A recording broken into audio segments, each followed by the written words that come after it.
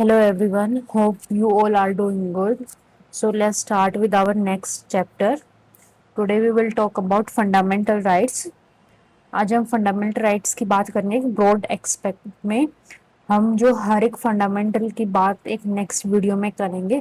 इसमें हम ब्रॉडली समझेंगे कि जो भी हमारे 6 फंडामेंटल राइट्स है उनका मतलब क्या है और उनके अंदर हमें क्या क्या फ्रीडम्स लिबर्टीज सब दी गई है।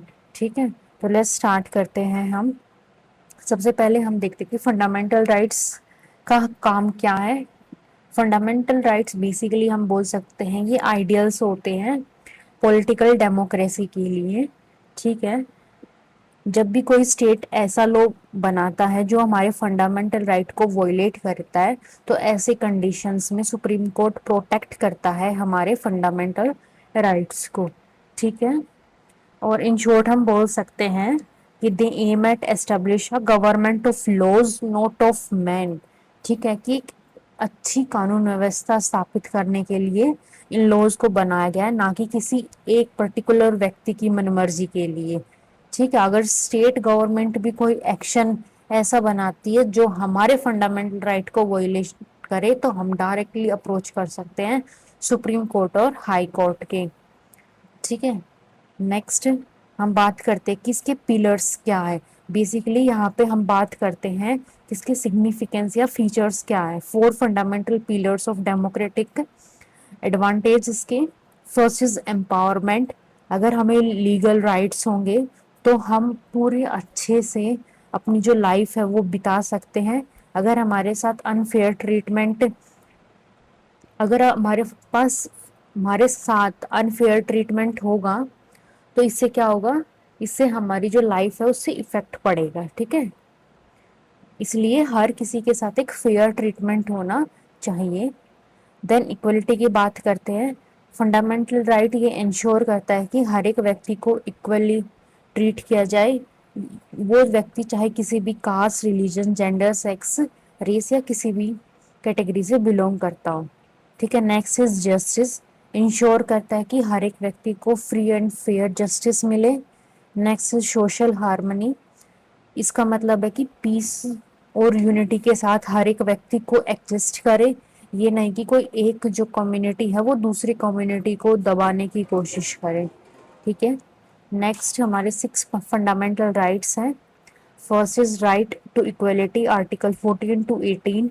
Right to freedom, 19 to 22। Right against exploitation, article 23 to 24। Right to freedom of religion, Article 25 to 28. Next, cultural and educational right, Article 29 to 30.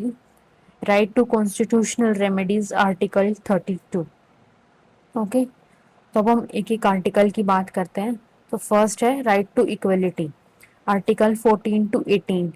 Article 14 to 18 बात करता है कि equality before law and equal protection of law. किसी के साथ कोई भी discrimination नहीं होगा, हर एक व्यक्ति को इक्वल अपॉर्चुनिटीज मिलेगी। अनटचेबिलिटी को अबोलिश किया जाएगा। ठीक है, ये सब चीजें हमें राइट टू इक्वलिटी प्रोवाइड करता है। ठीक है, लेकिन कुछ केसेस में अगर हम देखें तो रिजर्वेशन की पॉलिसी की बात होती है कि रिजर्वेशन की पॉलिसी राइट टू इक्वलिटी को वॉयलेट करती है, क्योंकि ये कुछ लोगों को स्पेशल प्रोविजंस देती है।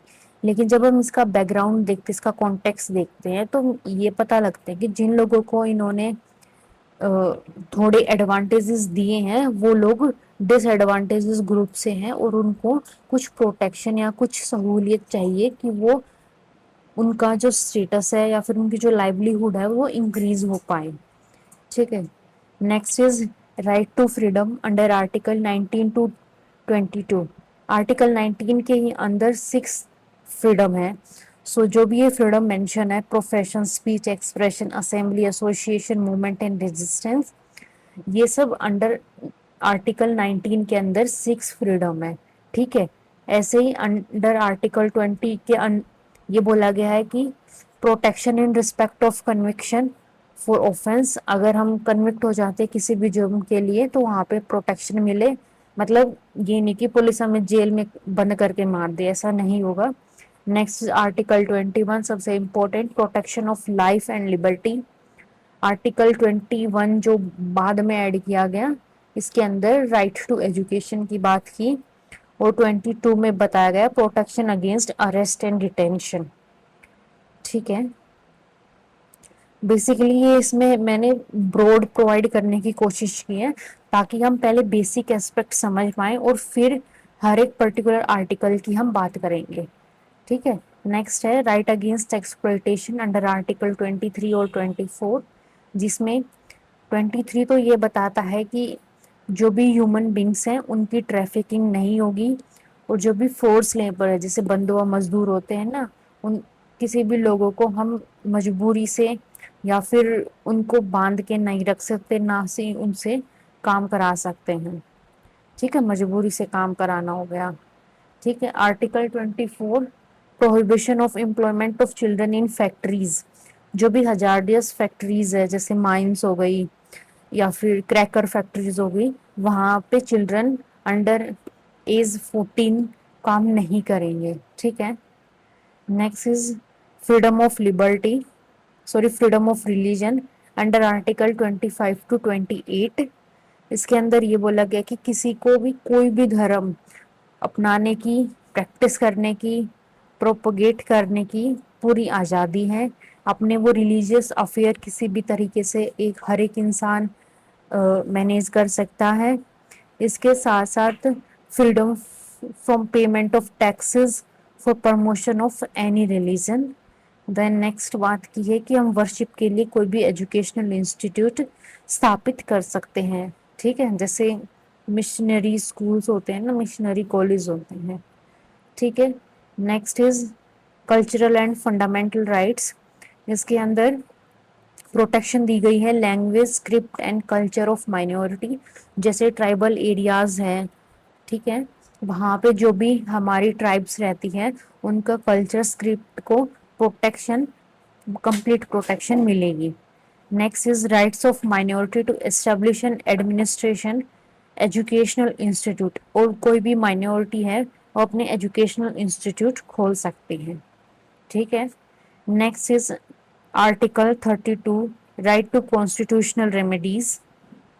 इसके अंदर ये बोला गया कि अगर किसी भी सिटीजन का राइट वोलेट होता है, इसके तहत जो व्यक्ति होता है वो डायरेक्टली हाई कोर्ट और सुप्रीम कोर्ट अप्रोच कर सकता है। High court under article 226 and supreme court under article 32। अगर सुप्रीम कोर्ट को और हाई कोर्ट को कोई भी व्यक्ति अप्रोच करता है तो सुप्रीम कोर्ट उस केस को देखेगी और व्यक्ति को पूरी कोशिश, मतलब पूरी तरीके से उसके जो फंडामेंटल जो राइट्स हैं उसे वापस दिलाती है। ठीक है, ऐसी कंडीशंस में जो सुप्रीम कोर्ट होता है वो 5 तरह की रिट्स जारी करता है। ठीक है,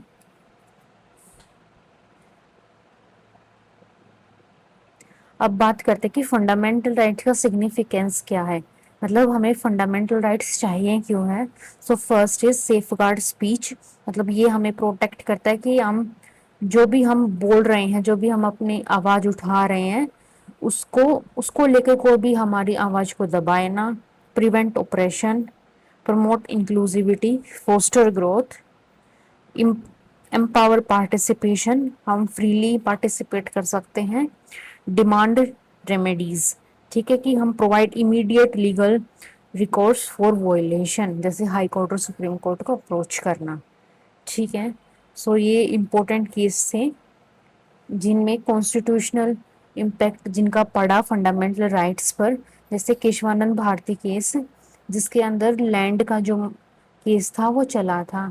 ठीक है, और इसी केस में जो बेसिक स्ट्रक्चर डॉक्ट्रिन है वो उभर के आई थी, और ये बोला गया था कि अगर हम कॉन्स्टिट्यूशनल अमेंडमेंट करते हैं तो जो बेसिक स्ट्रक्चर है उसको छेड़ा नहीं जाएगा, उसको बिल मतलब उसके साथ कोई भी फेरबदल नहीं किया जाएगा। ठीक है, नेक्स्ट मेन का Gandhi versus Union of India, इसके अंदर आर्टिकल 21 को अगेन इंटरप्रेट किया गया था और पर्सनल लिबर्टी की बात की थी। The next is Indira Sawhney versus Union of India, इसमें clarified and structure the bounds of reservation policy under right to equality, इसके अंदर रिजर्वेशन पॉलिसीज को स्ट्रक्चर किया गया था। Next is Shreya Singhal versus Union of India, इस वाले केस में जो आईटी एक्ट है अंडर सेक्शन 66A, उस वाले प्रोविजन को स्ट्रिक डाउन कर दिया गया था, हटा दिया गया था। ठीक है। नेक्स्ट इज फंडामेंटल राइट्स का काम क्या है बेसिकली। तो फंडामेंटल राइट एक इक्विलिब्रियम सेटअप करते हैं स्टेट अथॉरिटी के बीच में और इंडिविजुअल के बीच में। इसका मतलब है कि स्टेट अथॉरिटी कोई भी ऐसा कानून नहीं पारित कर सकती जिससे इंडिविजुअल के जो फंडामेंटल राइट्स है वो वॉयलेट होते हैं। ठीक है। So, a society where fundamental rights are fully respected thrives on justice, equality, and freedom. Understanding these constitutional protections isn't just about knowing the law, it is the prerequisite for vibrant public discourse, responsible citizenship, and holding power accountability. सो यहाँ पे basically यही बोला गया कि जिस भी society में fundamental rights पूरे अच्छी तरीके से लागू किए गए हैं, वहाँ पे जो भी सिटीजन होगा वो एक रिस्पॉन्सिबल सिटीजन होगा, वहाँ पे जो पब्लिक रूल्स होंगे वो भी बहुत अच्छे होंगे, और वहाँ पे जो अकाउंटेबिलिटी होगी यानी जो भी हमारी रिस्पॉन्सिबिलिटी होगी वो सब अच्छे से निभाई जाएगी। ठीक है। So thank you everyone. ये यहाँ तक ही हम इसको रखते हैं। इसके बाद एक नेक्स्ट वीडियो में हम आर्टिकल्स को डिटेल में कवर कर लेंगे। ठीक है।